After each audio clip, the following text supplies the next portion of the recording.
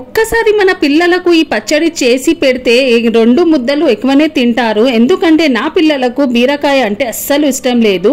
అందుకే నేను చేశాను పచ్చడి అంటే పిల్లలకు కాదు పెద్దలకు కూడా బాగా ఇష్టము. జీరా రైస్, సాదా రైస్ కూడా చేసుకోవచ్చు. నేను చేశాను జీరా రైస్ అండ్ పచ్చడి. ముందుగా బీరకాయ తీసుకొని మంచిగా వాష్ చేసి చిన్న చిన్నగా ముక్కలుగా చేసుకోవాలి. తర్వాత టమాటాలు కూడా వాష్ చేసి కట్ చేసి పక్కన పెట్టాలి.